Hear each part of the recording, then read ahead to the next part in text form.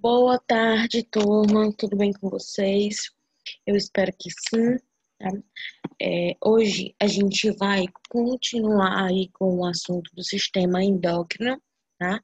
Mas antes da gente começar, eu já quero deixar aqui a informação de que se vocês tiverem alguma dúvida, vocês podem entrar em contato comigo através desse e-mail, tá? dúvidasprofmarinho@gmail.com, e eu vou responder no mesmo dia, tá?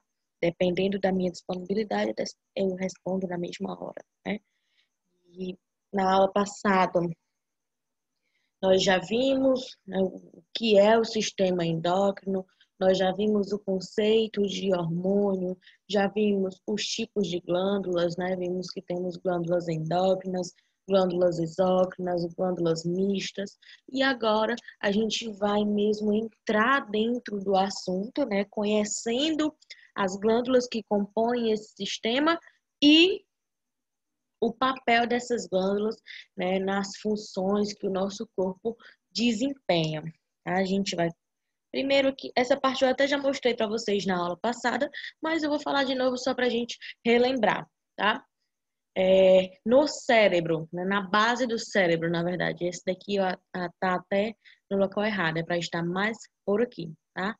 Já fiquem sabendo que o hipotálamo se posiciona aqui pertinho da hipófise. Na verdade, são estruturas que estão interligadas, tá? A gente vai ver isso mais na frente. Mas para a gente começar aqui, né? As glândulas que a gente possui no nosso corpo. O hipotálamo, a hipófise, que também pode ser chamada de glândula pituitária, tá?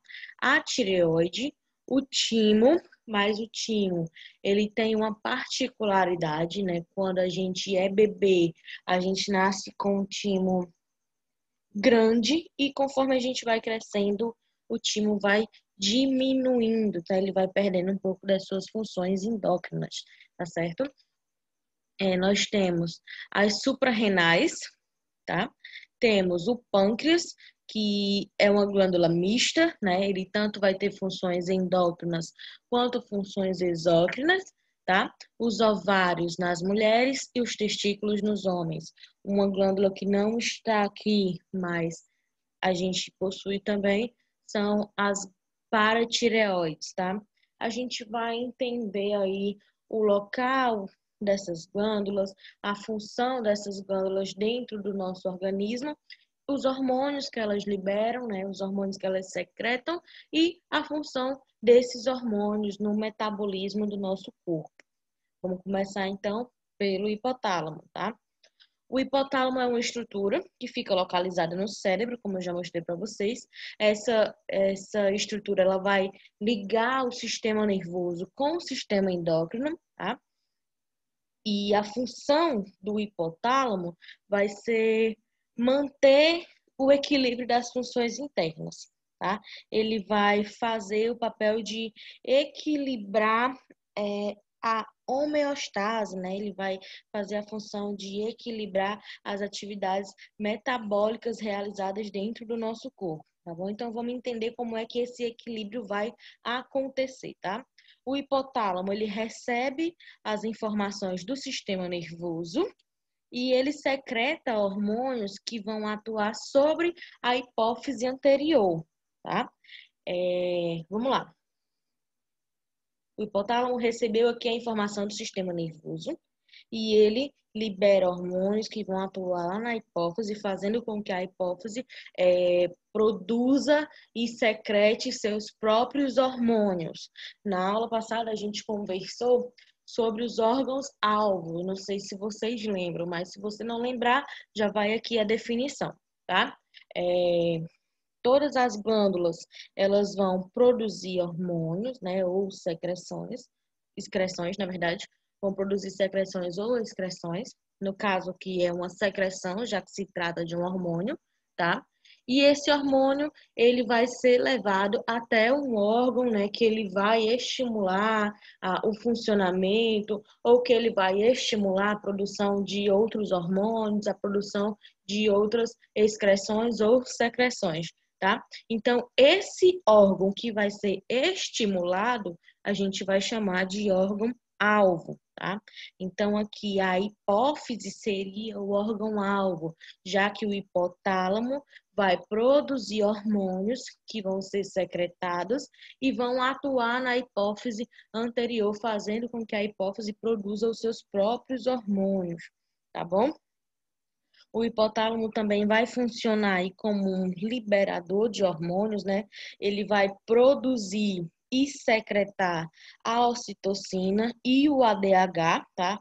Ambos vão ser produzidos no hipotálamo e vão ser armazenados na neurohipófise. Tá bom? A gente vai já conhecer aí onde há neurohipófise, onde há adenohipófise.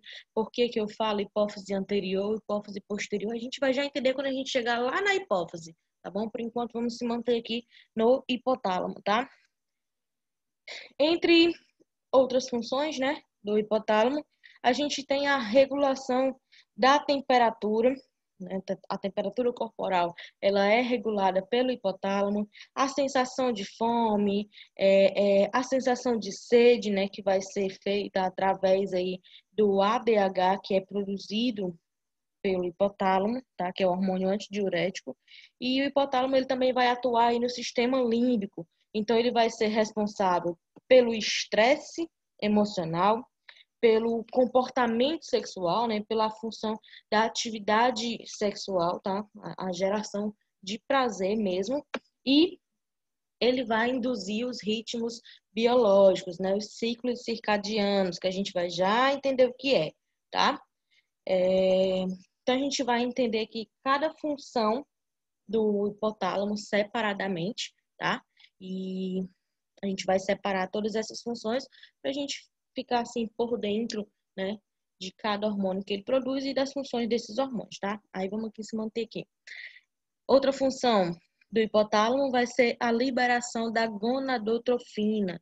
Esse é um hormônio que vai agir nas gônadas, né? As gônadas, se você não sabia, agora você vai saber, são os testículos nos homens e os ovários nas mulheres. Então, ele vai estimular a produção dos seus próprios hormônios, tá?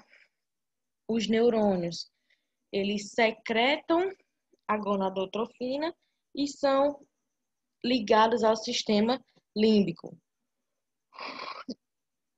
O sistema límbico é uma parte do nosso cérebro, tá? Que vai ser responsável, né, pelo controle das emoções e pelo controle do desejo sexual, pelo controle da atividade sexual, tá?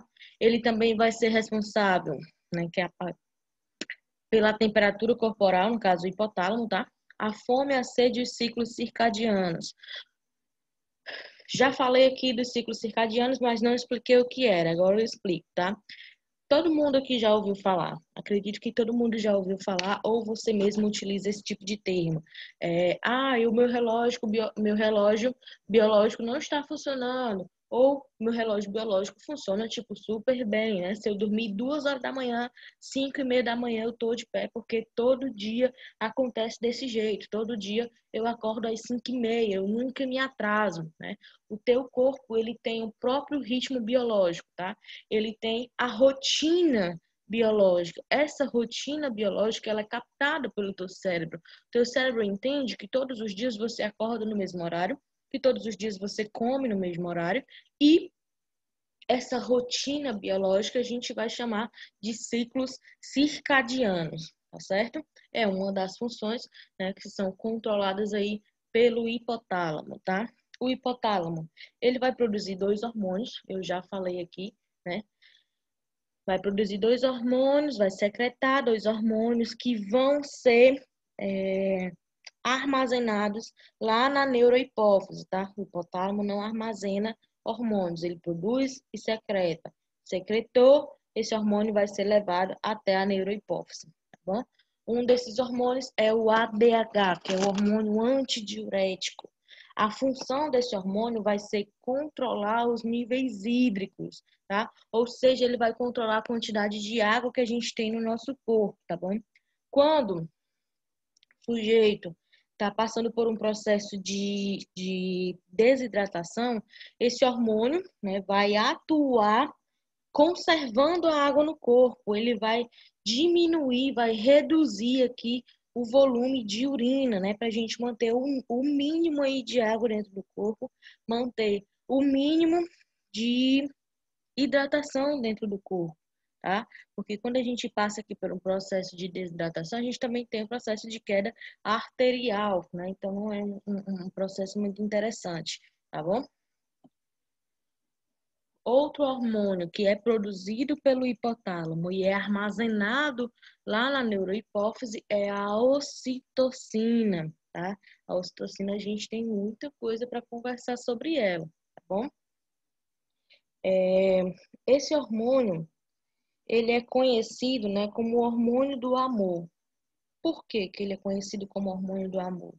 Porque ele vai produzir, né, as contrações uterinas durante o parto, tá?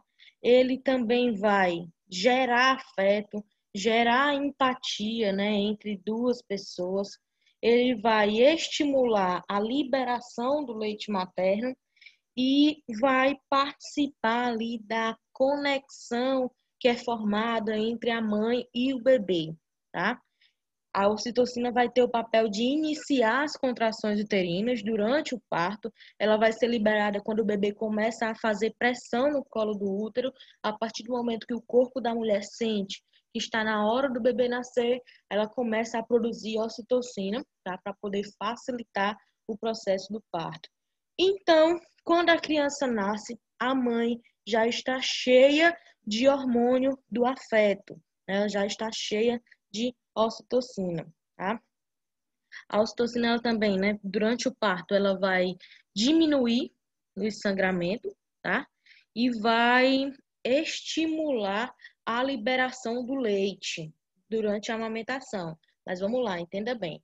Vai estimular a liberação do leite.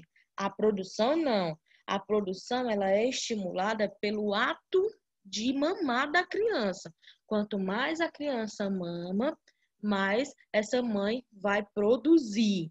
Mas para liberar esse leite, a gente precisa da ocitocina, tá? Aí eu vou falar aqui sobre alguns dados que já foram comprovados, tá? Sobre a conexão da mãe com o bebê. Óbvio, vai se dar, né? Esse afeto vai ser gerado por causa da ocitocina, tá? Mas já foi comprovado cientificamente que mesmo quando a mulher não é a mãe biológica da criança, né? Mesmo quando é um bebê adotado ou uma criança mesmo já de idade, não necessariamente um bebê recém-nascido, né? Ela vai liberar a mesma quantidade de ocitocina que a mãe biológica que acabou de parir, tá? A mãe adotiva vai produzir a mesma quantidade de ocitocina que a mãe biológica. Tanto que existe alguns casos que são casos isolados, claro que isso não é a maioria das vezes, são casos realmente isolados, em que essa mulher consegue até produzir leite e amamentar a criança. Óbvio, ela precisa de alguns estímulos, ela precisa fazer uma reposição hormonal para conseguir esse processo, mas acontece, tá bom? Outra comprovação científica é que o pai de um bebê que realmente participa ali da criação da criança, né? O pai vamos dizer assim, participou do parto, que participa ali do cuidado da criança, né? De banhar e de ajudar a mãe nesse processo de adaptação nos primeiros dias do bebê, ele também vai produzir a mesma quantidade de ocitocina que a mãe que acabou de parir, tá? Lembrando que esse é um dado que já foi comprovado cientificamente, tá bom? Não sou eu que estou dizendo, é a ciência que está dizendo. Já foram feitos alguns testes, inclusive tem na Netflix tem um documentário muito legal sobre a vida dos bebês. Se você quiser saber sobre o documentário, você me pergunta no e-mail que eu te envio por lá, tá? Mas tem falando sobre o desenvolvimento dos bebês e tem um episódio lá que fala justamente sobre isso, né? Eles fizeram alguns testes para comprovar os níveis de ocitocina, na verdade, para comparar os níveis de ocitocina na mãe e no pai pós-nascimento do bebê, tá? Já o cortisol, ele não é, deixando claro, não é produzido pelo hipotálamo. Ele só está aqui representado nessa imagem porque ele é um hormônio antagônico da ocitocina. Então, eu achei por bem colocar os dois juntos aqui, mas a gente vai discutir o cortisol, né? Quando a gente chegar lá nas suprarrenais, que é onde ele realmente é produzido, tá? Ele só está aqui porque ele é um hormônio antagônico, ele vai produzir o efeito reverso. Enquanto um vai gerar afeto, o outro vai gerar um pouco de inimizade, né? Uma pessoa que está estressada não quer conversa com ninguém, não quer papo com ninguém. Então, ao invés de gerar afeto, de gerar romance, de gerar amor, vai gerar estresse, tá? E estresse gera inimizade, tá bom? Então, aqui a gente finaliza o hipotálamo, tá? Sabendo, vamos lá, revisando. É uma glândula que vai ficar presente, né, que está presente no cérebro. Ela vai ter o papel de produzir hormônios que vão estimular a hipófise a produzir os seus próprios hormônios, tá certo? No hipotálamo vai ser produzido apenas dois hormônios. Que hormônios são esses? O ADH, que é eita, o hormônio antidiurético, e a ocitocina, que é considerado o hormônio do amor, tá? Esses dois hormônios são produzidos no hipotálamo e são armazenados na neurohipófise, ok? Até agora foi isso que a gente aprendeu aqui, tá?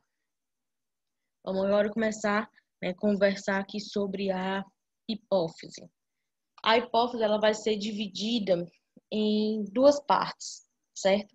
A gente vai ter o lobo anterior ou hipófise anterior, o lobo posterior ou hipófise posterior e, né, recebe aqui o mesmo nome, tá? Lobo anterior é a mesma coisa que adenohipófise, enquanto que lobo posterior é a mesma coisa que neurohipófise. Aí vamos aqui entender a localização dessa estrutura, tá?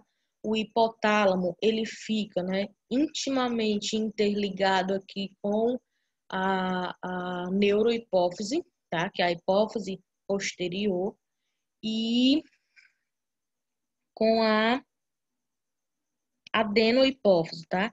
Mas só para deixar bem claro aqui, a neurohipófise, ela faz parte tanto do sistema endócrino quanto do sistema digestório. Oh, Jesus, digestório não, minha gente. Tanto do sistema nervoso quanto do sistema endócrino, perdão, tá? Vai fazer parte dos dois sistemas, porque ela vai comunicar, né? Vai se comunicar com o hipotálamo, tá certo? Já a adenohipófise faz parte apenas do sistema endócrino, tá? Daí aqui são os hormônios que são produzidos, que são armazenados na adenohipófise. São produzidos e armazenados na adenohipófise, entenda bem. Eles fazem aqui os dois papéis, tá? Então, quem vai secretar esses hormônios é a adenohipófise, já que o armazenamento é feito lá, tá? Aí vamos entender aqui. A gente vai ter o GH, que é o hormônio do crescimento, o TSH, que é o hormônio estimulante da tireoide, ou seja, ele estimula a tireoide, tá? O FSH, que é o hormônio folículo estimulante, ou seja, ele estimula a produção do folículo lá no ovário, tá? O LH, que também vai atuar na produção do óvulo, tá certo? O ACTH, que é o hormônio adenocorticotrófico, tá? Que ele vai agir lá nas suprarrenais, e o PRL, né, que é a prolactina, tá? É o hormônio que vai participar aí da produção do leite, tá? Literalmente da produção do leite, enquanto o bebê mama, tá bom? Aqui na neurohipófise vão ser armazenados dois hormônios. Esses dois hormônios foram produzidos lá no hipotálamo e são armazenados aqui na neurohipófise, tá certo? Só para a gente finalizar, vamos voltar aqui um pouquinho. Na parte do meio, na parte intermediária, que entre a hipófise anterior e a hipófise posterior, vai ser produzido e armazenado mais um hormônio. Esse hormônio é o MSH. Anota, tá? Anota aí. MSH, que é o hormônio estimulante de melanócitos. Melanócitos são células, né, produtoras de melanina, né, que é uma substância responsável pela pigmentação da pele. Se você não sabe, você vai descobrir quando a gente estiver estudando lá no sistema tegumentar que os melanócitos eles ficam na camada basal da epiderme, né?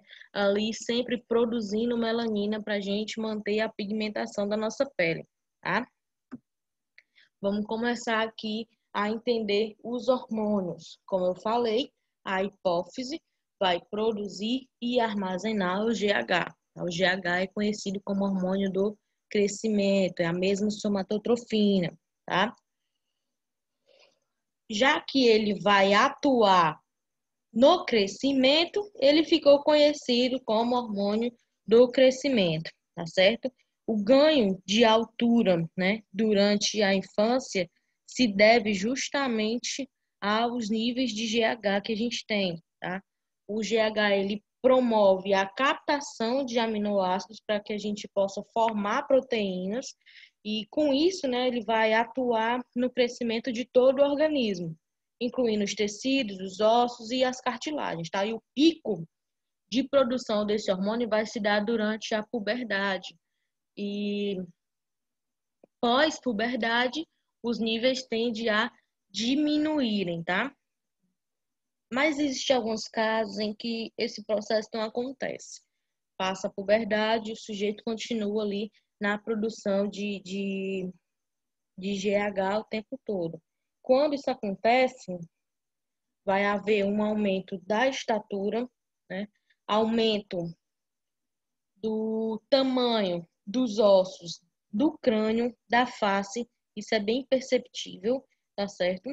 Tamanho também dos ossos das mãos e dos pés, causando aí uma doença que a gente conhece como gigantismo ou acromegalia, é a mesma coisa, tá? É quando a pessoa passa pelo processo de puberdade, mas continua produzindo GH, né? Continua crescendo, continua se desenvolvendo, né? Se desenvolve além do necessário, tá certo?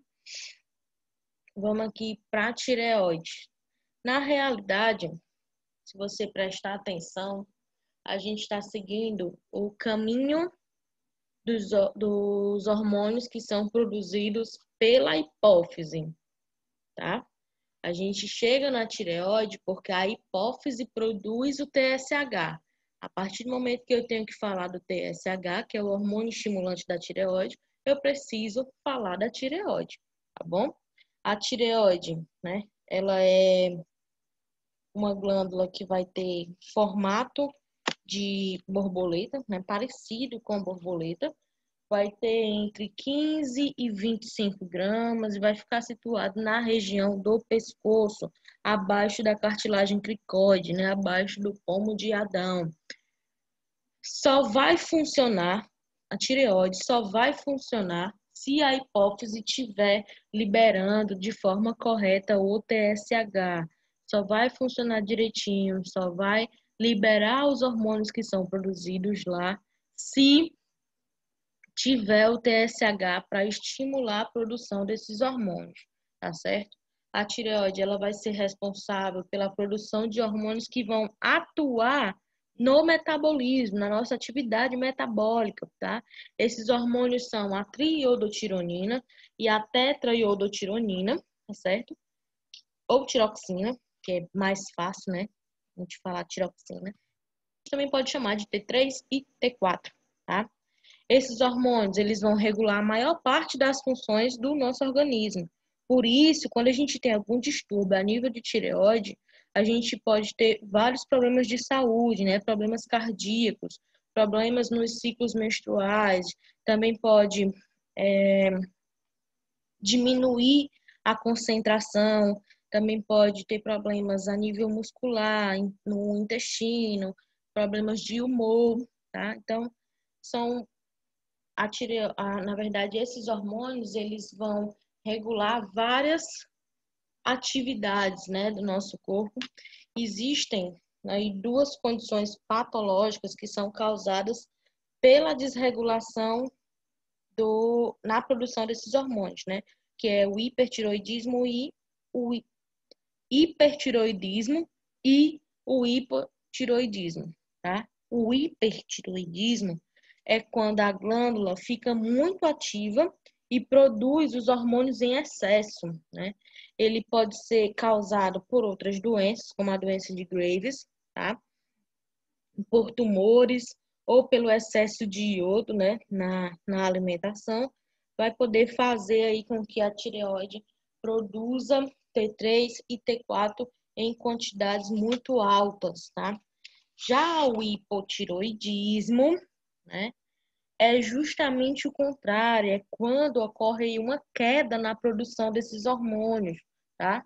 E a causa mais comum aqui vai ser uma variação autoimune que o teu corpo ele começa a atacar a tireoide. Tá? Esse tipo de hipotiroidismo a gente vai chamar de tireoide de Hashimoto. É quando o teu corpo entende a tireoide como sendo um agressor e começa a atacar a tua tireoide, tá? Os sintomas das duas doenças são contrários, são divergentes, tá? Enquanto no hipertiroidismo, a pessoa que está doente, né, tem o metabolismo muito acelerado, a pessoa que vai ter hipotiroidismo vai ter o metabolismo mais lento, tá? Outros sintomas aqui do hipotiroidismo são o intestino preso, a menstruação irregular, a diminuição da memória, pele seca, queda de cabelo, ganho de peso, tá? E, como eu já falei, os sintomas são contrários. Se aqui a gente tem a prisão de ventre, aqui a gente já vai ter períodos, né, de diarreia, digamos assim, tá? Vale a pena frisar que aqui no hipotiroidismo, a gente vai ter alterações de humor, né, que normalmente vão findar, né, terminando aí em depressão, tá? Vão levar o paciente a desenvolver depressão, tá bom? E outra coisa, esses sintomas não necessariamente vão aparecer em todas as pessoas e todos os sintomas, tá? Isso vai variar de pessoa para pessoa. Tem pessoas que podem desenvolver todos os sintomas e tem pessoas que podem desenvolver só um ou dois. Então, para ter certeza da patologia, né, a gente precisa ficar atento aos sintomas e realizar os exames clínicos, né, exames de sangue, de níveis hormonais, para a gente poder fechar o diagnóstico, tá? Ainda sobre a tireoide, então aqui para a gente relembrar, os hormônios que são produzidos na tireoide vão ter a função de regular a atividade metabólica, tá? Esses hormônios vão ser o T3 e o T4, que é a triiodotironina e a tetraiodotironina ou tiroxina. Esses hormônios vão ser sintetizados pelo iodo. Esse iodo vai estar presente na nossa alimentação, no sal de cozinha. Se você pegar aí pacote de sal que está na sua casa e começar a ler a embalagem, você vai ver lá escrito sal iodado, né? Por que que a gente precisa desse iodo? Vamos lá. Se você conversar com as pessoas mais velhas, você vai ver que houve um tempo em que as pessoas tinham o pescoço, essa região do pescoço mais avantajada, né? Como se fossem caroços mesmo, tá? Isso acontecia por causa da falta de iodo, tinha ali um excesso, né, de hormônio naquela região, tá? Então, a partir do momento em que as pessoas começaram a ingerir o iodo, né? A gente teve aí uma diminuição nesses casos de bócio endêmico, tá? A tireoide produz ainda mais um hormônio, né, que é a calcitonina, tá?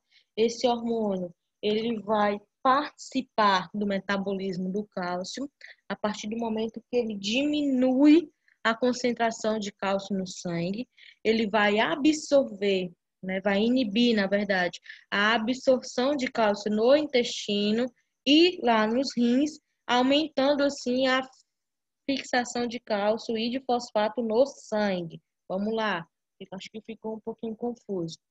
Esse hormônio diminui a concentração de cálcio no intestino, no sangue, tá? Inibindo, né, a absorção de cálcio no intestino e nos rins, tá? Que faz com que aumente a fixação de cálcio e de fosfato no sangue. Aí a gente vai já entender isso aqui bem direitinho quando nós vermos o paratormônio, tá? Que eles são dois hormônios que vão andar também em sentidos contrários, tá bom? As paratireoides são glândulas que vão estar presentes ali ao redor, né? Na parte de trás, na verdade, da tireoide, tá? São essas 4 glândulazinhas pequenininhas, tá? Que fica na parte posterior da tireoide. E elas vão ter a função de produzir o paratormônio. O paratormônio também, junto com a calcitonina, vai participar da regulação da quantidade de cálcio e fósforo no sangue, tá certo? Quando a concentração de cálcio no sangue aumenta, né, vai aumentar também a secreção de calcitonina, tá certo? Aumentou a quantidade de cálcio no sangue, a tireoide começa também a secretar calcitonina, tá? Quando isso acontece, né, vai acontecer um depósito de cálcio nos ossos, que aí vai diminuir a absorção de cálcio nos rins, tá? Ou seja, vai causar uma queda na concentração de cálcio no sangue, porque o cálcio agora vai estar depositado nos ossos, tá bom? Vai aumentar a quantidade nos ossos e diminuir a quantidade de cálcio no sangue. Isso eu estou falando da calcitonina, hormônio produzido lá na tireoide, tá? Quando a concentração de cálcio diminui, né, começa a entrar aqui em ação o paratormônio, tá? Ele vai atuar nas células de remodelação óssea, que são os osteoclastos, tá bom? Que agora vão solubilizar o cálcio e o cálcio agora vai ser absorvido pelo intestino e pelos rins e vão aumentar a concentração de cálcio no sangue, tá? Vamos lá. Só para a gente compreender aqui. A calcitonina vai diminuir a quantidade de cálcio no sangue e aumentar a quantidade de cálcio nos ossos, enquanto o paratormônio vai aumentar a quantidade de cálcio no sangue e diminuir a quantidade de cálcio nos ossos, tá bom? Esses dois hormônios vão andar, são produzidos basicamente juntos, né? Para fazer o equilíbrio da quantidade de cálcio e de fósforo no sangue, tá bom? Fatores como tumores, retirada cirúrgica vão poder causar algumas alterações no funcionamento das paratireoides, tá? Pode causar o hiperparatiroidismo e o hipoparatiroidismo, tá certo? O hiper, como a gente já sabe, é quando existe um excesso na secreção de paratormônio, tá? E quando a gente tem esse excesso na secreção de paratormônio, geralmente vai se ter o enfraquecimento dos ossos, já que paratormônio retira o cálcio dos ossos para colocar no sangue, tá? E também vai se formar cálculos renais. Já no hipoparatiroidismo, é quando acontece o contrário, acontece a redução do paratormônio, tá bom? E, consequentemente, né, a diminuição de cálcio no sangue, tá certo? Vamos aqui para as glândulas suprarrenais ou adrenais, como você quiser chamar, tá? O funcionamento dessas glândulas vai acontecer por causa da liberação do ACTH. O ACTH ele é produzido lá na hipófise, que é o hormônio adenocorticotrófico, tá? Aqui bem bonitinho, a liberação do ACTH pela adenohipófise estimula a secreção, estimula a produção de hormônios, estimula a secreção dos hormônios que são produzidos na suprarrenais, tá bom? Uma informação que é importante a gente ter aqui é que as glândulas suprarrenais são divididas em duas partes, tá? É dividida em córtex, que é a parte mais externa, e medula, que é a parte mais interna, tá? E cada uma dessas partes vai produzir hormônios diferentes, tá bom? A medula, né? Ela independe da hipófise, ou seja, ela não precisa da ação do ACTH para poder produzir os seus hormônios, enquanto o córtex precisa do ACTH para poder produzir seus hormônios. Na medula vai ser produzida a adrenalina e a noradrenalina, e no córtex vai ser produzido a aldosterona e o cortisol, tá? Cortisol que a gente já conversou hoje, mas vamos continuar aqui. A adrenalina, né? É um hormônio bastante conhecido. Eu acho que quase todo mundo já ouviu falar sobre a adrenalina, mesmo que não estude anatomia, né? Seja na escola, ou seja numa cena de ação, de uma novela, ou de um filme, enfim, na televisão, tá? Já ouviu falar aí de adrenalina, certo? Ou já ouviu falar mesmo na rua, né? A pessoa, houve um assalto, o sujeito correu, no jornal, tipo, a pessoa reagiu batendo no ladrão, mas por quê? Não, foi efeito da adrenalina no corpo dessa pessoa. Esse é um hormônio que ele é liberado em momentos de estresse, né? Em momentos de perigo, quando o teu corpo reconhece que você está passando por uma situação de emergência, tá? E ele vai preparar o teu corpo para essa situação, tá? Vai preparar o teu corpo para situações de perigo. E a noradrenalina também vai atuar nesse sentido, de preparar o teu corpo para lutar ou fugir durante uma situação de risco. Esses dois hormônios são produzidos na suprarrenais, tanto que quando a gente passa por uma situação de medo, uma situação de perigo, a gente sente aquele frio na barriga. Esse frio na barriga é justamente a produção de adrenalina, tá? Preparando o teu corpo para você fugir ou para você lutar, né? Dependendo da situação. Às vezes a gente toma atitudes, quando a gente está na situação de perigo, a gente toma atitudes que, quando a gente para pensar, a gente se pergunta por que que a gente tomou essas atitudes. Na verdade, a gente não pensou, não raciocinou durante, né, ali o efeito, do quanto a gente estava no efeito da adrenalina, tá? A adrenalina é que vai ser responsável, né, junto com a noradrenalina, vai ser responsável por fazer com que a gente lute ou com que a gente fuja. E a gente não tem muito controle dessa situação, tá? Na aula que vem, a gente continua com os hormônios que são produzidos nas suprarrenais. Provavelmente, a gente também finaliza todo o sistema endócrino, tá certo? Tenham uma boa tarde e até a próxima.